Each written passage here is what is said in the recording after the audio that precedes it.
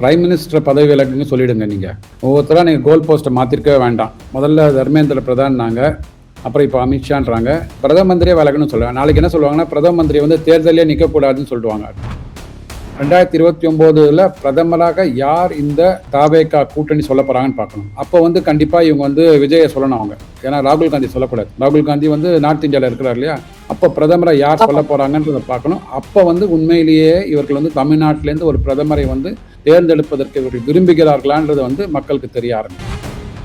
எம்எச்ஏ சர்க்குலரில் வந்து நேஷனல் அந்தமும் நேஷனல் சாங்கும் எப்போ சேர்ந்து பாடுறாங்களோ அப்போ நேஷனல் சாங் ஃபர்ஸ்ட் வரணும், நேஷனல் அந்தம் செகண்ட் வரணும். இதை பற்றி தமிழ்தாய் வார்த்தை பற்றி சொல்லலாம். அப்புறம் இந்த கிவன் கிளாரிஃபிகேஷன் ஸ்டேட் சாங் இருந்தது அப்படின்னா முதல்ல பாடட்டும் சொன்னாங்க. ஸோ இவங்க வந்து நேஷனல் அந்தமையும் நேஷனல் சாங்கையும் மதிக்காதவர்கள் எப்படி வந்து ஒரு இந்தியா என்கின்ற ஒரு பாரதத்தை வந்து ஒரு நாடாக ஏற்றுக்கொள்வார்கள்? இப்போல்லாம் வெளியில் வருது இவங்களுக்கு அதெல்லாம்.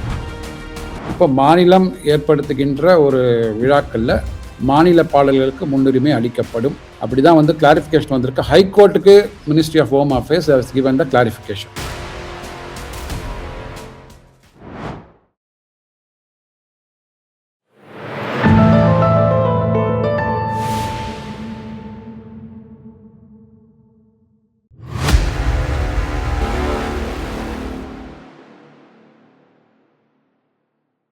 டிவி நேயர்களுக்கு அன்பான வணக்கம். இன்றைய நேர்காணலில் அரசியல் விமர்சகர் சி.வி. சுப்பிரமணியம் அவர்கள் நம்முடன் இருந்திருக்கிறார். சார் வணக்கம். சார் வணக்கம். வணக்கம் தமிழ்.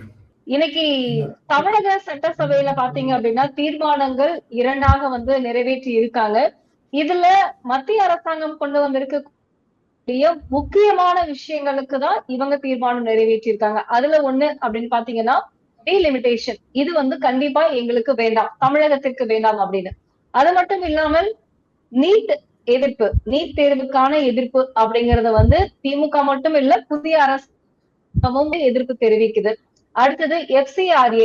இந்த மூன்றுமே வந்து இவங்க வந்து எதிர்ப்பு தெரிவிச்சிருக்காங்க. இதுல முக்கியமாக 2 தீர்மானங்களுக்கு வந்து இன்னைக்கு தீர்மானத்தை கொண்டு வந்திருக்காங்க. இதை நீங்க எப்படி பாக்குறீங்க சார்? அதாவது எந்த சட்டங்களாக இருக்கட்டும், எந்த ப்ரொபோசலும் வந்து பாஜக கொண்டு வந்தா அதை எதிர்க்க வேண்டும் அப்படின்னு சொல்லிட்டு தமிழகத்தில் வந்து ஒரு எழுதப்படாத ஒரு சட்டம் இருக்கு. அது யாராக இருந்தாலும் சரி, அது திமுக இருந்தாலும் சரி, இல்லை திமுகவோட பி டீமாக இருக்கிற தாவேகாவாக இருந்தாலும் சரி. ஸோ இதில் என்ன பிரச்சனைன்னா, அதிமுக வந்து வேற ஸ்டாண்ட் எடுத்தாங்கன்னா உடனே அவங்களோட பிஜேபியோட பி டீம் சொல்லிட்டு முத்திரை குத்திடுவாங்கன்னு சொல்லிட்டு அவங்களுக்கும் வந்து பயம் இருக்கிறது. அதனால இது எல்லா கட்சிகளும் சேர்ந்து வந்து ஒரே ஸ்டாண்ட் எடுக்கிறாங்க பிஜேபி கொண்டு வர சட்டங்களுக்கு எதிராக. ஒவ்வொன்றா பார்ப்போம்.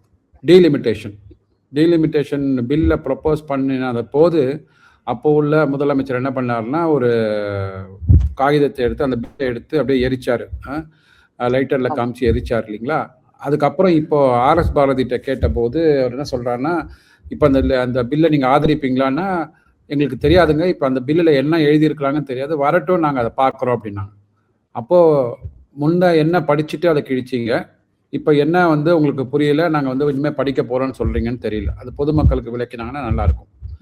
ஆனால் இதற்கு வந்து ஏப்ரல் 14, 2026 அன்னைக்கு அமித்ஷா அவர்கள் பாராளுமன்றத்தில் ஒரு இது சொன்னார், ஆன்சர் கொடுத்தார். அதாவது எந்த விதத்திலையும் தென்னிந்திய மாநிலங்களுக்கு வந்து டீலிமிட்டேஷன்னால எந்தவித பாதிப்பும் இருக்காது அப்படின்னு சொல்லிட்டு ஒவ்வொரு மாநிலத்திற்கும் முன்னாடி என்ன தொகுதிகள் இருந்தது, இப்போ என்ன தொகுதிகள் இருக்கு அப்படின்றத வந்து கோடிட்டு வரைபடம் மாதிரி போட்டு காமிச்சிருக்கிறார்.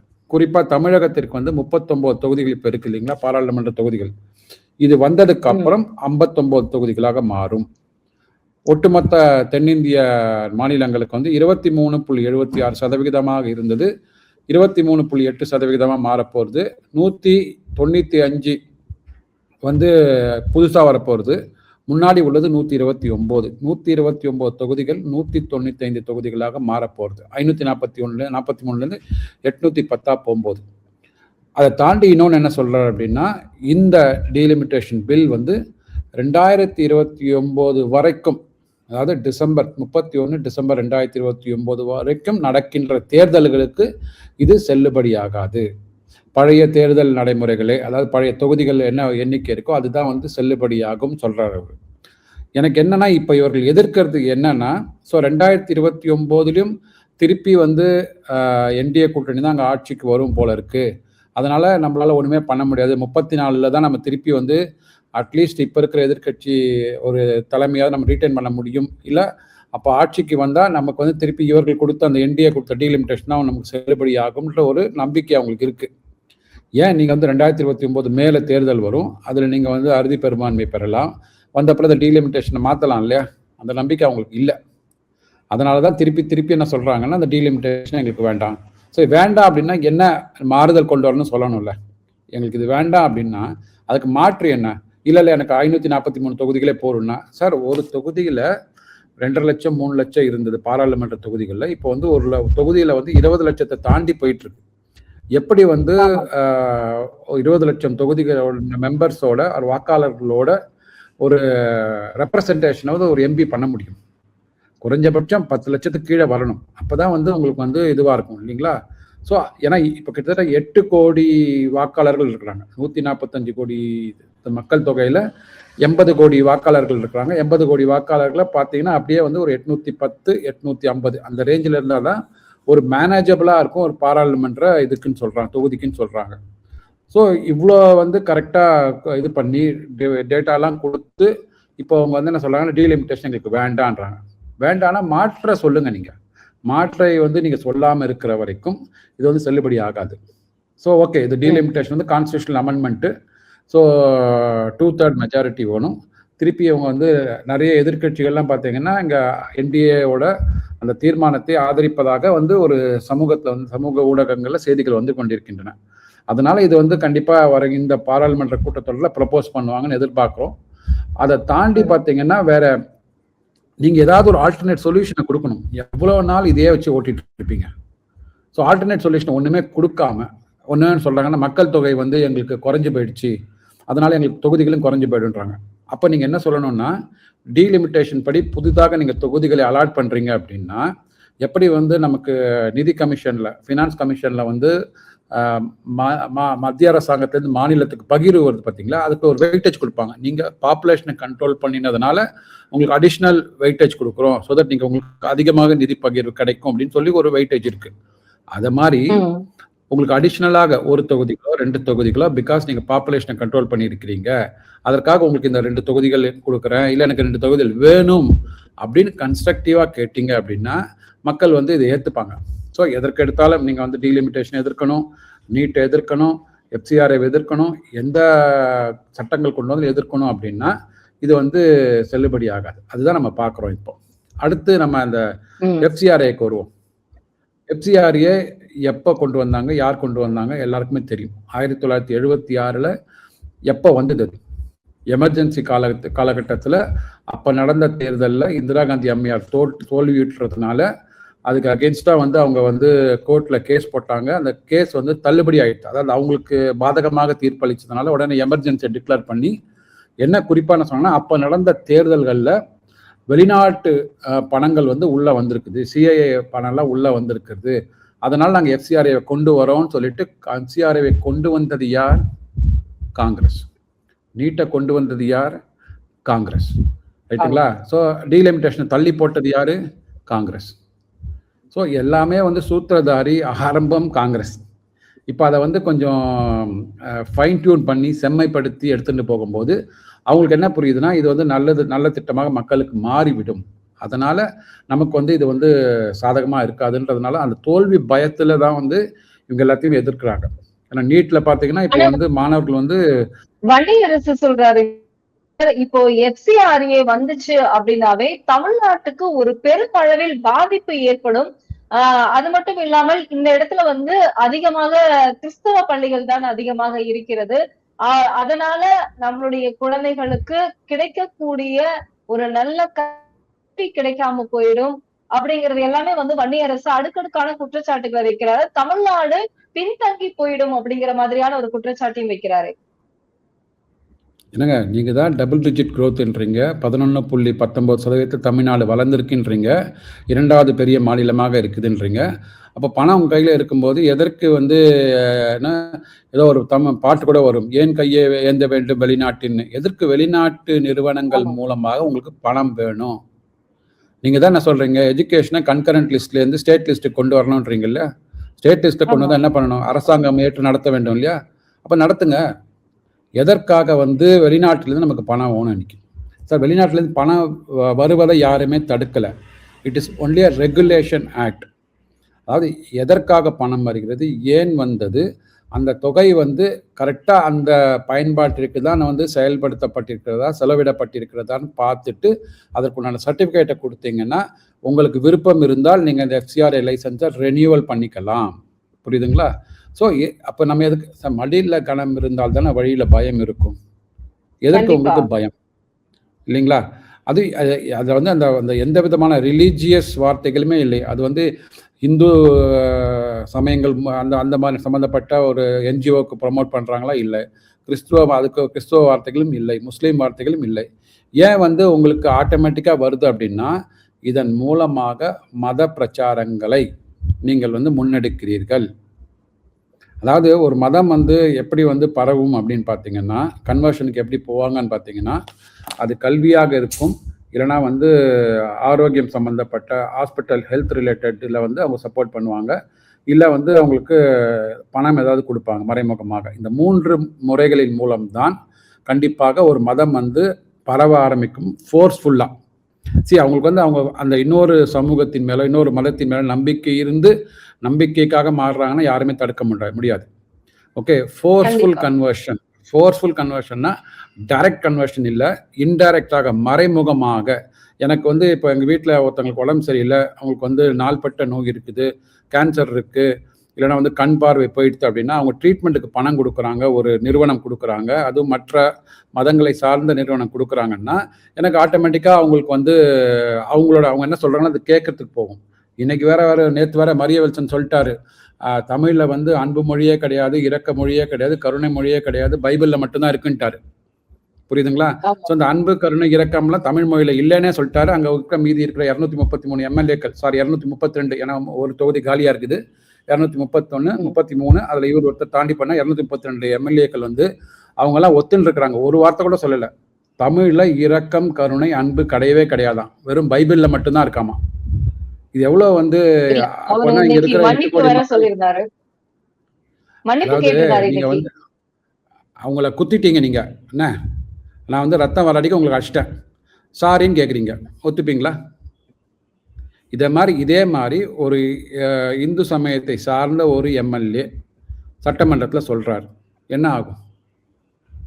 மன்னிப்பு அதாவது நீங்கள் வந்து மன்னிப்பு அது நீங்கள் ஒரு பெரிய பொசிஷனில் இருக்கீங்க, ஒரு ஃபினான்ஸ் மினிஸ்டர், நம்பர் 3 இன் த portfolio, chief minister, home minister, finance minister.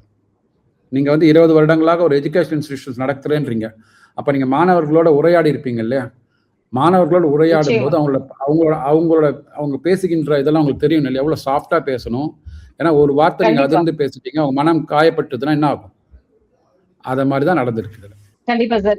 இன்னைக்கு இன்னொன்னு என்ன அப்படின்னு பாத்தீங்கன்னா, ராகுல் காந்தி திரும்பவும் வந்து வேதாள முருங்கை மரம் ஏறிடுச்சா அப்படிங்கிற மாதிரி இன்னைக்கு அமித்ஷா அவர்களும் வந்து பதவி விலகணும் அப்படின்னு சொல்லிட்டு நீட் தேர்வுக்கு எதிராக வந்து இன்னைக்கு ஒரு குட்டையை கிளப்பி இருக்கிறாரு.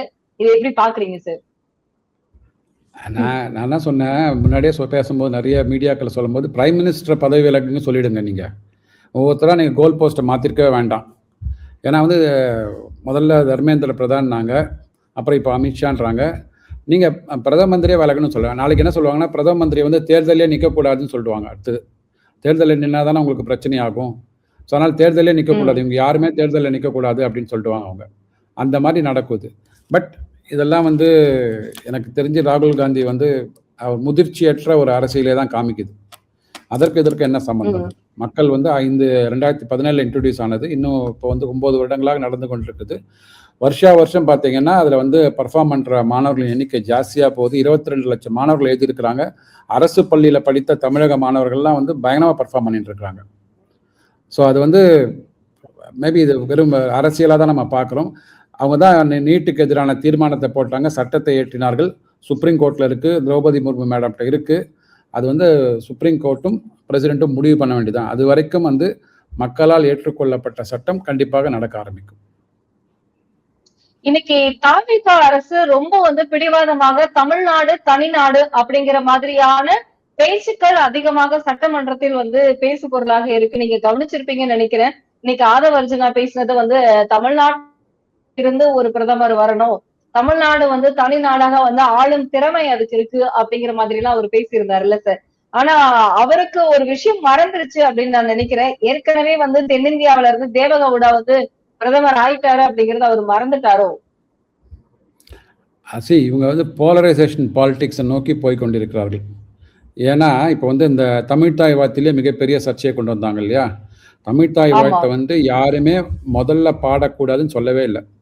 அந்த எம்ஹெச்ஏ சர்க்குலரை இவங்க பார்த்தா தெரிஞ்சிருக்கும். எம்ஹெச்ஏ சர்க்குலரில் வந்து நேஷ்னல் அந்தமும் நேஷ்னல் சாங்கும் எப்போ சேர்ந்து பாடுறாங்களோ அப்போ நேஷ்னல் சாங் ஃபர்ஸ்ட் வரணும், நேஷ்னல் ஆந்தம் செகண்ட் வரணும். இதை பற்றி தமிழ்த்தாய் வாழ்த்தை பற்றி சொல்லலாம். அப்புறம் இந்த கிவன் கிளாரிஃபிகேஷன் ஸ்டேட் சாங் இருந்தது அப்படின்னா முதல்ல பாடட்டும் சொன்னாங்க. ஸோ இவங்க வந்து நேஷ்னல் ஆந்தமையும் நேஷ்னல் சாங்கையும் மதிக்காதவர்கள் எப்படி வந்து ஒரு இந்தியா என்கின்ற ஒரு பாரதத்தை வந்து ஒரு நாடாக ஏற்றுக்கொள்வார்கள்? இப்போல்லாம் வெளியில் வருது இவங்களுக்கு அதெல்லாம். ஸோ அதுதான் நம்ம முன்னாடிலேருந்து சொல்கிறோம். நம்ம என்னைக்கு வந்து நீங்கள் வந்து ஒன்றிய அரசுன்னு சொல்ல ஆரம்பிச்சிட்டிங்களோ, திமுகவை காப்பி அடித்து கொண்டு ஒன்றிய அரசுன்னு சொல்ல ஆரம்பிச்சிட்டிங்களா, 2021 வரைக்கும் மத்திய அரசுன்னு என்று சொன்னால் நீங்கள் ஒன்றிய அரசுன்னு சொல்ல ஆரம்பிக்கும் போது வேற்றுமைப்படுத்தி பார்க்க ஆரம்பிச்சிட்டீங்க. ஸோ அந்த மனப்பான்மை உங்களுக்கு வர ஆரம்பிச்சிடுச்சு. அப்படி வரும்போது எந்த சட்டங்கள் கொண்டு வந்தாலும் நீங்கள் யார் எங்களை வந்து இது பண்ணுறது? இங்கே 145 கோடி மக்களால் தேர்ந்தெடுக்கப்பட்ட ஒருவர் பிரதமராக இருக்கிறார். இங்கேருந்து 8 கோடி மக்களும் நம்ம அங்கே தேர்ந்தெடுத்திருக்கிறோம் அவரை. அதற்கு வந்து நீங்கள் மரியாதை கொடுக்கணும். ஸோ இது கொஞ்சம் கொஞ்சமாக இது வந்து பிரிவினைவாதத்தை நோக்கி போய் கொண்டிருக்கிறது. இதுக்கு மக்கள் வந்து 2029 ஒரு நல்ல ஒரு முடிவை சொல்லணும். 2029 பிரதமராக யார் இந்த தாவேகா கூட்டணி சொல்ல போகிறாங்கன்னு பார்க்கணும். அப்போ வந்து கண்டிப்பாக இவங்க வந்து விஜயை சொல்லணும் அவங்க. ஏன்னா ராகுல் காந்தி சொல்லக்கூடாது. ராகுல் காந்தி வந்து நார்த் இந்தியாவில் இருக்கிறார் இல்லையா? அப்போ பிரதமரை யார் சொல்ல போகிறாங்கன்றதை பார்க்கணும். அப்போ வந்து உண்மையிலேயே இவர்கள் வந்து தமிழ்நாட்டிலேருந்து ஒரு பிரதமரை வந்து தேர்ந்தெடுப்பதற்கு இவர்கள் விரும்புகிறார்களான்றது வந்து மக்களுக்கு தெரிய ஆரம்பிக்கும். இல்ல சார், நீங்க 2029 தேர்தல்னு சொல்லும் பொழுது தமிழக சட்டமன்ற தேர்தலும் அப்பொழுது வரும் அப்படிங்கிற மாதிரியான நிறைய பத்திரிகைகள் வந்து ஊடகங்கள் வாயிலாக எழுதி கொண்டிருக்கிறது. நிறைய எழுத்தாளர்கள் எல்லாமே எழுதுறாங்க 2029 சட்டமன்ற தேர்தல் வரும் தமிழகத்தில் அப்படின்னு. அது நீங்க எப்படி சார் பாக்குறீங்க? இல்லை, ஒரே நாடு ஒரே தேர்தல் அது இன்னும் சட்ட வடிவம் இன்னும் பெறலை. இன்னும் ஐ திங்க் அடுத்த வரப்போகின்ற பாராளுமன்றத்தில் அது ஒரு பேசு பொருளாக இருப்பதற்கான வாய்ப்புகள் இருக்கு. வந்தது அப்படின்னா 2029 வருவதற்கு வாய்ப்பு கம்மி. சும்மா நீங்கள் பேசிக்கலாம். அதாவது வந்து ஏதாவது ஒரு சட்டத்தை வந்து புறம் தள்ள வேண்டும் என்பதற்காக பேசலாமே தவிர அதில் ஏதாவது ஒரு இது கொடுப்பாங்க, அதாவது ரிலாக்ஸேஷன் கொடுப்பாங்க. அதாவது ஃபர்ஸ்ட் டைம் வரும்போது எல்லா மாநில தேர்தல்களையும் வந்து எக்ஸ்டெண்ட் பண்ணுவாங்க. ஒரு 5 வருஷத்தில் ஒரு தேர்தல் முடிய போகுதுன்னா 29 வரும்போது அதற்குண்டான என்ன பண்ணுவாங்கன்னா, இப்போ 5 வருஷத்துல முடிகிற ஒரு அரசாங்கத்தை 6 அல்லது 7 வருஷமா நீட்டித்து 2029 சேர்க்கலாம், இல்லை 2034 சேர்க்கலாம். அப்படி வந்து ரிலாக்ஸேஷன் கொடுப்பாங்க. அதாவது மக்களால் தேர்ந்தெடுக்கப்பட்ட அரசுக்கு 5 வருடத்திற்குள்ள ஆயுளை குறைக்க மாட்டாங்க, நீட்டிச்சு கொடுப்பாங்க. அந்த மாதிரி பண்றதுக்கு உண்டான வாய்ப்புகள் இருக்கு. பட் அது ஜேபிசிக்கு போகும். கண்டிப்பாக ஜாயிண்ட் பார்லிமெண்ட்ரி கமிட்டியில் ரெப்ரசன்ட் பண்ணுவாங்க, எல்லாரும் வியூஸ் ரெப்ரசன்ட் பண்ணுவாங்க. பண்ணினதுக்கு அப்புறம் அதற்கு உண்டான ஒரு தீர்வு வரும் நான் எதிர்பார்க்கிறேன். இப்ப தமிழ் தாய் வாழ்த்துக்கு நீங்க சொன்னது போல வந்து ஒரு தீர்மானம் கொண்டு வந்துச்சு இல்லையா தாவேக அரசு? இப்போ 80வது சுதந்திர தின விழா இந்தியாவில் கொண்டாடப்பட இருக்கிறது. முதலாக ஜோசப் விஜய் அவர்கள் 80வது சுதந்திர தின விழாவிற்கு தலைமையகத்தில் வந்து கொடியேற்ற இருக்கிறார். இதுல எந்த வாழ்த்துக்கள் வந்து, அதாவது தேசிய கீதம் பாடப்படுமா இல்ல தமிழ்தாய் வாழ்த்து முதலாவதாக பாடப்படுமா சார்? ஏன்னா அந்த யாருக்குமே இருக்கும் இல்லையா? தமிழ்தாய் வாழ்த்து தான் பாடுவாங்க. ஏன்னா அது MHA minister of home affairs given the clarity. எங்கெல்லாம் வந்து மாநில பாடல்கள் இருக்கிறதோ அங்க மாநில பாடல்கள் முதல்ல பாடப்படலாம். அடுத்தது நேஷனல் சாங், அதுக்கப்புறம் நேஷனல் அந்தம். ரொம்ப கிளியரா சொல்லியிருக்காங்க, தெளிவா சொல்லியிருக்காங்க அவங்க. பட் நீங்க வந்து அதை மடைமாற்றம் செய்து எப்படி வேணா சொல்லிக்கலாம். நாங்க தான் பட் உண்மையிலே கிளாரிபிகேஷன் வந்துடுது. இவங்க தீர்மானம் போடுவதற்கு முன்னாடியே தேசிய கீதம் அப்படிங்கும் பொழுது தேசத்திற்கான ஒரு பாடல் அப்படிங்கிறது தேசிய கீதம் தானே முதலாவதாக அது பாடப்படணும். இல்ல, அது கரெக்ட். பட் ஆனா ஒரு மாநிலத்துல ஒரு function, chief minister is head of the state, அவங்க பங்கேற்கும் போது இதை மாதிரியான புரோட்டோகால் இருக்கு. சரி, நீங்க பண்ணிக்கலாம். ஏன்னா வந்து மாநில மக்களின் உணர்வுகளை மதிக்கிறோம். ஓகே, மாநில மத்திய அரசாங்கம் வந்து அந்தந்த மாநிலங்கள் உள்ள உணர்வுகளை மதித்து தான் இந்த மாதிரி புரோட்டோகால் கொடுக்குறாங்க. பட் நீங்க கேட்குற கேள்வி வந்து பிரசிடென்ட் இருக்க வராங்க அப்படின்ற மாதிரி இருந்தால் அதுக்கு என்ன புரோட்டோகால் இன்னும் வந்து கிளாரிஃபிகேஷன் வரல. இப்போ மாநிலம் ஏற்படுத்துகின்ற ஒரு விழாக்களில் மாநில பாடல்களுக்கு முன்னுரிமை அளிக்கப்படும். அப்படி தான் வந்து கிளாரிஃபிகேஷன் வந்திருக்கு. ஹைகோர்ட்டுக்கு ministry of home affairs has given the clarification. அதனால் இதில் வந்து மீடியாக்கள் வந்து இதை சுற்றி விடலாமே தவிர, பட் எனக்கு தெரிஞ்சு அதில் கிளியர் டைரக்ஷன் இருக்குன்ட்டு தான் நான் பார்க்குறேன்.